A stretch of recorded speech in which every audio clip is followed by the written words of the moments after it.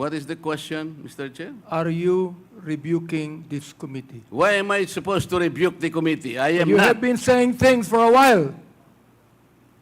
What? You have been rebuking this committee. You are saying that. We're not blaming the Vice President on this. I Honorable asked the Marcoleta, question. we I asked are the not question. You do blaming have the right the- to One depend on minute, that. one minute suspension is declared by the chair. Move to suspend.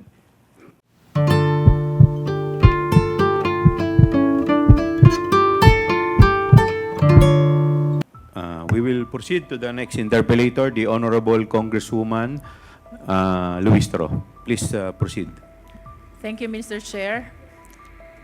I wish to manifest that the refusal of Her Excellency Vice President Sara Duterte to take her oath in today's hearing in the conduct of inquiry in aid of legislation is an affirmation of her stand, her position during the budget briefing of the OVP. And this representation wishes to manifest that when the resource speaker does not take her oath, then it follows that whatever statement she will provide, we call it could not hold any water. That being not under oath, the same cannot be used as an evidence in any inquiry, in any proceeding, Mr. Chair. In other words, her refusal to answer in the last budget briefing of the OVP is tantamount to her stand in today's inquiry of refusing to take her oath. That is for manifestation, Mr. Chair. And with that, Mr. Chair, I wish to remind the committee, our esteemed colleagues, and the Filipino people of the constitutional mandate that public office is a public trust. When there is a question, we're bound to answer. We're bound to explain. As a matter of fact, no less than the Philippine Constitution provides, we are accountable to the Filipino people at all times. We are now confronted by the issue on confidential fund. And I wish to emphasize, ang confidential fund po ay pera ng taong bayan. And we owe it to the people to explain kung paano ito ginastos, saan ito napunta, and to be specific, sinunod po ba natin ang joint circular regulating the use of confidential fund. Mr. Chair, I wish to raise as well, to invoke as well, and remind our esteemed colleagues that pursuant to the separation of power, we, the Congress, is exercising the power to legislate. Under this power, we also have the power of the purse. We can amend, we can revise, we can approve, and we can disapprove the budget that was proposed to us by the executive. And I wish to remind as well that the best instrument which shows the power of the purse of the people is no less than the General Appropriations Bill, which is an embodiment of the allocation for the entire Philippine government, which is the result of the legislative process of the Congress. In other words, ang budget po ng ating bansa ay napapaloob din sa isang batas, saklaw ng kapangyarihan ng Kongreso, and that is the power to legislate. To be able to make sure that the power of the purse is properly exercised, we are granted as well by the oversight power. And that is to make sure that all our legislations, that includes the budget of the national government, the General Appropriations Act, are well complied with by our fellow public servants. And to make sure, and as a consequence of this oversight power, we have this inquiry in aid of legislation. So I just wish to remind the Filipino people, and that includes the OVP, ito po ay trabaho ng Kongreso. Busisiin ang budget. And not only that, to exercise the oversight power to make sure na yun pong ating mga nakaraang legislation, that includes the General Appropriations Act, ay nagamit ng tama ng mga ahensya ng gobyerno. I hope that the OVP will be enlightened to address the issues instead of attacking this institution, of politicizing and matters concerning politics, Mr. Chair. Third, Mr. Chair, we should be uniform in the application of our rules. If we are guided by the constitutional mandate that public office is a public trust, if we observe malfeasance, misfeasance, and non-feasance in the LGUs, as a matter of fact, we have pending inquiry in aid of legislation concerning LGUs. Kung iniimbestigahan po natin ang Office of the Mayor, kung iniimbestigahan po natin ang Office of the Governor, by equality under the law, we should conduct an investigation as well to the Office of the Vice President. And I wish to thank the Honorable Valeriano for taking a stand before the plenary to initiate this inquiry in aid of legislation to address the observation not only of this representation, but of our fellow members of the Committee on Appropriations about the irregularities which we have seen already in the disbursement of fund, as a matter of fact, not only of the confidential fund, but even the regular allocation of the OVP. With that, Mr. Chair, may I proceed to my question for the COA? Kanina Yes. po, But after your lengthy manifestation, you have Mr. already Chair. consumed 4 just minutes. one question, Mr. Mr. Chair. Mr. Just Chair, one question. Yes, the Honorable Marcoleta. May I offer a counter manifestation, Mr. Chair? Later po, 1 minute na lang po siya and then Kasi I will baka recognize. makalimutan yung continuity, yung flow ng discussion.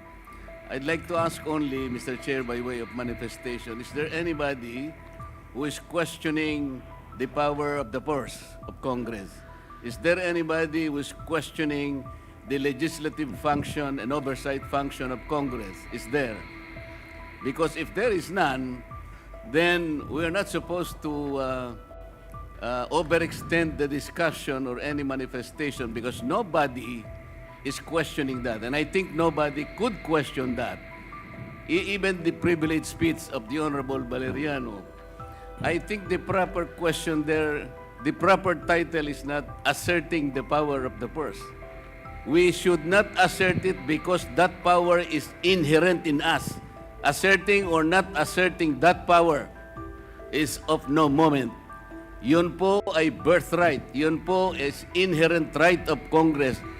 And let me make of record, the office of the Vice President, to my mind, did not undermine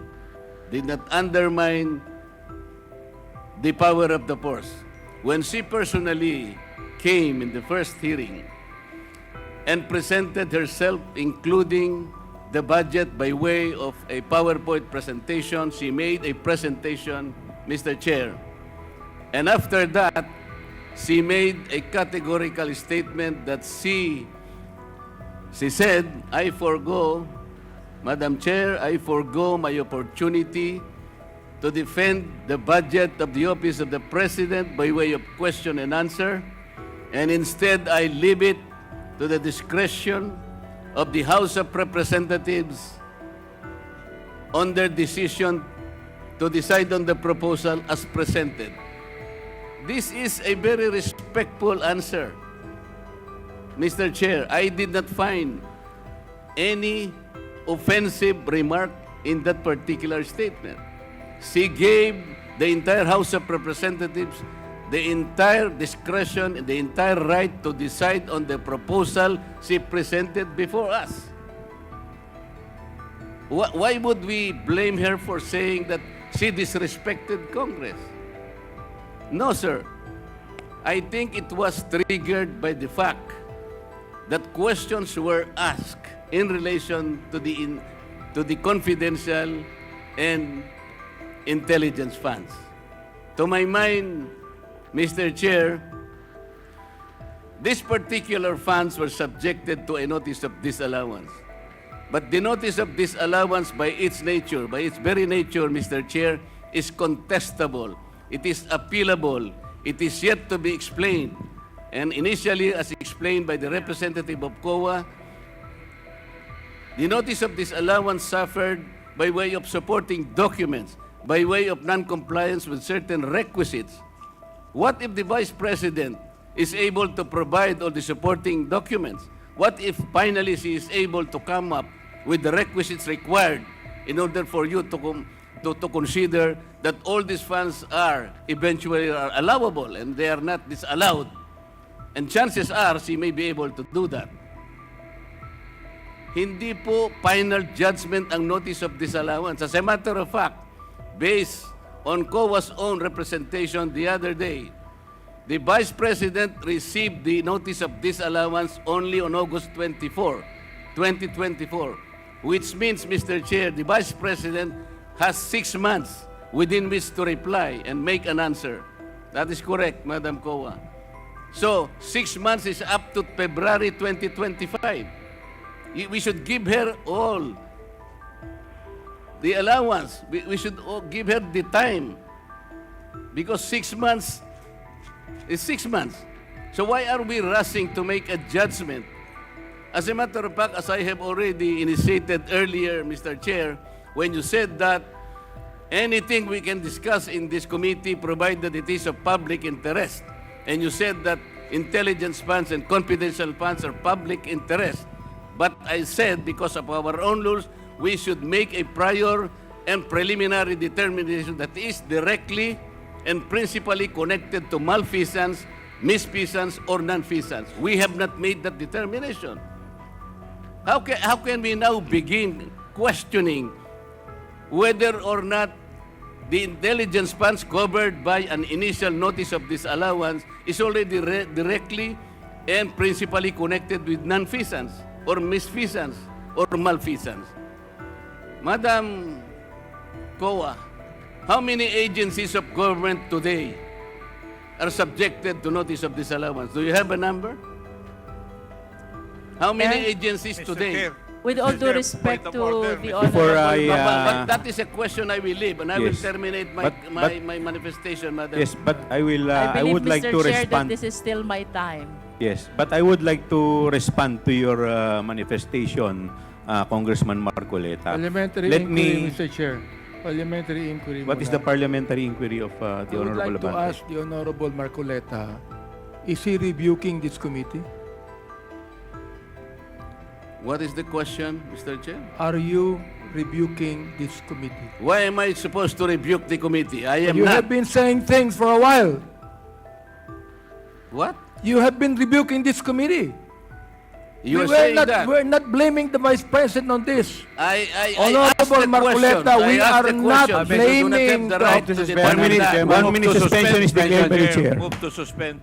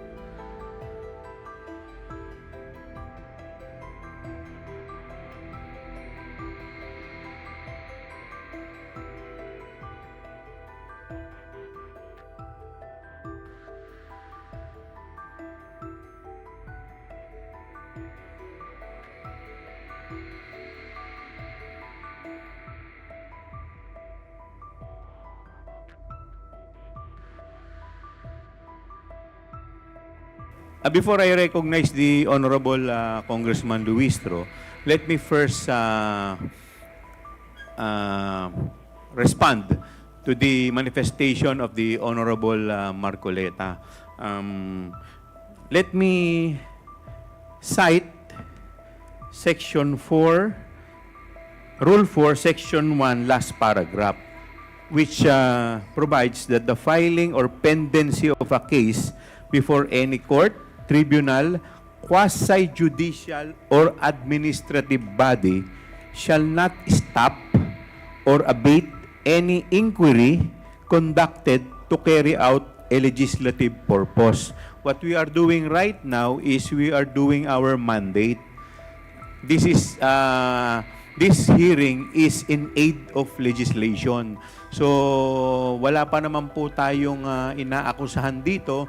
The fact that the issue is still with COA and is still pending appeal, it does not stop this committee from conducting an inquiry in aid of legislation to conduct or to carry out our legislative purpose. So, yun lamang po. With this, I would like to give the... Ilang minuto pa? Ma'am, you still have 1 more minute. Mr. Chair, in response to the Honorable Marcoleta, this representation did not say that the OVP is questioning the power of the Congress. However, Mr. Chair, I wish to state for the record, how else will you interpret her refusal to answer? How else will you interpret her refusal to take an oath? I think, Mr. Chair, the only reasonable interpretation on her gestures is that she refused to participate in the investigation or inquiry in aid of legislation that we are conducting. Secondly, Mr. Chair, about the notice of disallowance, we take cognizance of the fact that this is not yet final and executory. As a matter of fact, the COA commented that the OVP has a period of 180 days, equivalent to 6 months, to solicit to make an appeal for the purpose of seeking for a possible reversal of the ND. However, Mr. Chair, kapag ba may ND, bawal na bang malaman ito ng publiko? Kapag ba may ND, bawal na bang imbestigahan ito? And it is on this light that I invoke that public office is a public trust, and at all times, we are accountable to the Filipino people. In response to his comment about the possibility of the ND being reversed, I think I made a manifestation already in the last budget briefing of the DepEd. If in the event that the ND is reversed, in spite of having this inquiry already, the COA is not precluded. The COA is not prevented from sharing to the Filipino people that the OVP was able to justify, and therefore we are reversing the ND. In conclusion, Mr. Chair, I wish to emphasize that there is no law which prevents the Congress, which prevents the COA from discussing, deliberating on the subject matter of the notice of disallowance. Thank you, Mr. Chair. Can I still have a question? I will give you 1 minute. Para lang po sa understanding ng mga Pilipino, pwede po bang pakidistinguish in layman's term, confidential fund from regular fund in 2 aspects. One is procurement, second is liquidation. Because we've been discussing about CF, confidential fund. The question is, naiintindihan ho ba tayo ng mga Pilipinong mamamayan? Now, I think it's high time for us to explain. COA, ano po ba ang diferensya o pagkakaiba? Confidential from regular with respect to one is procurement and second is liquidation. Thank you, Mr. Chair. COA, any representative from COA? Yes, Attorney Camora. As to the confidential fund, it refers to a lump sum amount provided to NGAs, LGUs, and COBs for their confidential expenses, which expenses pertain to or are related to surveillance activities in civilian government agencies that are intended to support the mandate or operations of the agency. The audit of the confidential fund is based on the Can we explain on the process of procurement or disbursement? You said it is a lump sum fund. May procurement process po ba kapag confidential fund? since it involves confidential activities. There is none. There is no procedures on procurement. No compliance to procurement law is necessary for confidential fund. Yes, There Madam is no Chair. posting, there is no bidding. Tama po ba? Tama po, Mr. Chair. And with respect to the regular fund, we have to comply. In other words, the law on procurement and bidding has to be followed. Tama po? Good morning, Mr. Chair. Yes po, tama po. Yes. Now let's go to liquidation. Ano pong diferensya ng confidential fund with the regular fund in terms of liquidation? Mr. Chair, yung sa liquidation ng confidential fund is provided for under the joint circular. So, hindi po necessary na sinusunod namin yung sa regular fund. Summary and in layman's term, ma'am, how do you make it more understandable for the Filipino people? Pagdating ng liquidation, distinguish natin CF from regular fund. Mr. Chair, sa liquidation po ng CF, kung ano po ang required ng joint circular na documents to be submitted, yun po yung kailangan nilang isubmit, otherwise deficient yung liquidation nila. Which is less compared to the regular fund. Yes, Madam Chair. Way Mr. less Chair. than the requirements for the liquidation of regular fund. Yes, Mr. Chair. In short, Madam Chair, Mr. Chair, ano po ba yung mga requirements sa regular fund for purposes of liquidation na hindi nyo hinihingi sa confidential fund? In brief lang po. Sorry, Mr. Chair, I am only aware of the requirements ng sa confidential. So, I ask the help of Mr. Chair, may just manifest my request that I hope to hear a very Maybe- clear explanation from the Maybe we COA can on our next hearing. maybe we can address that question to the state auditor, Yes, Mr. Attorney Chair. Tomawis. Would you like to respond to the query of the Honorable Luistro? Mr. Chair, for the information, for the regular fund, for the liquidation of regular fund, it is subject to the COA circular wherein there is a documentary requirements required to be submitted.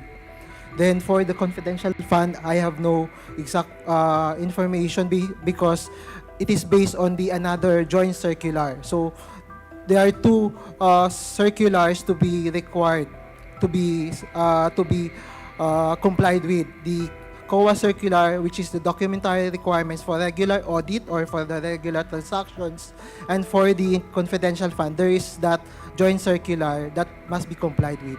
Mr. Chair, with all due respect to the COA, this representation is not satisfied with the answer.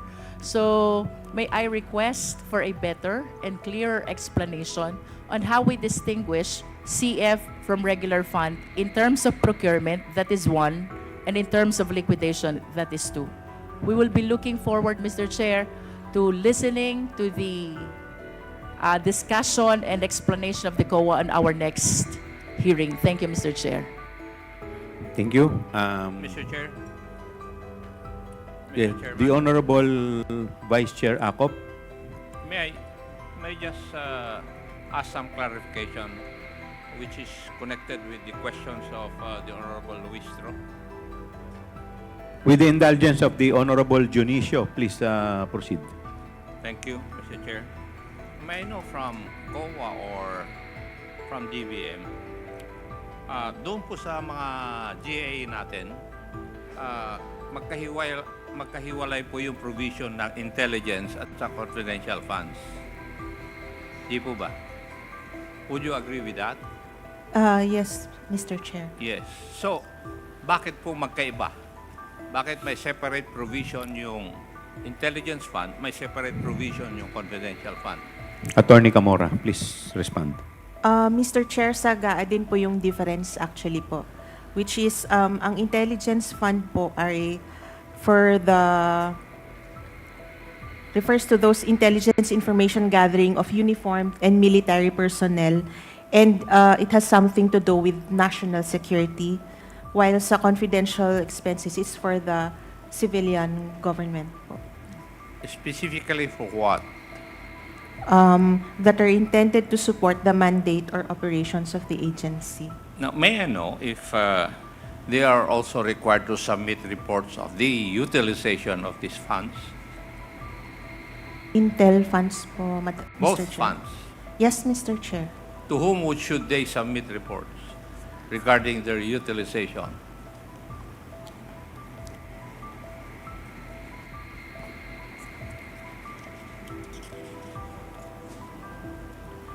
Mr. Chair, as to the confidential funds,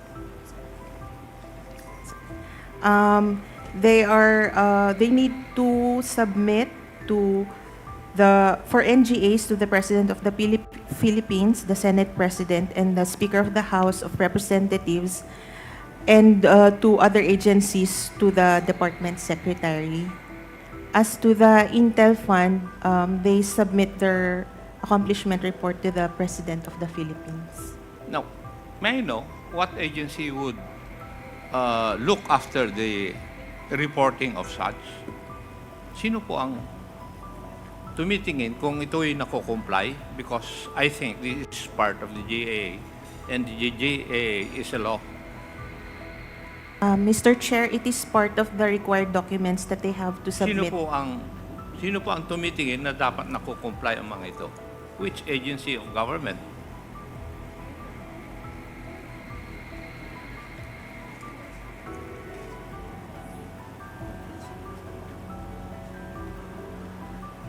Kasi lahat po ng GAA may provision tungkol sa intelligence fund at saka confidential fund. It is always part of the GAA regarding provisions for the utilization of such. Di po ba? Oh, so sinabi nyo, it is required that they should submit reports. But who looks after the compliance of these agencies concerned? Is it not the audit of the COA po? It is also not the jurisdiction of DBM. Mr. Chair, I think if it's on the utilization of funds, it's more on the COA. Kaya nga po, it refers to intelligence and confidential funds. May reportorial requirements po ito. Now, who looks after the compliance of such?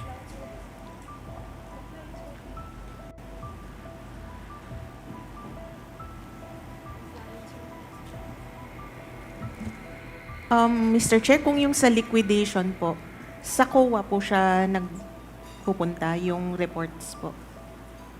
And then, yung sa reporting agencies, it's the accomplishment report po of Kayo the po ang Intel and nagsabi Confidential kanina Fund. na yung confidential fund, the reports must be made to the President of the Republic of the Philippines, doon po sa Senate President representing the Senate, at saka yung Speaker of the House representing the House.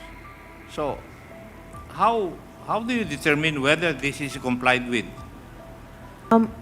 Part of the required documents is a proof of submission to the above agencies. So, kayo, Yes po, Mr. Chair. kayo pala ang may jurisdiction nito na nagsasubmit sila ng mga reports in compliance with the provision of the GAA.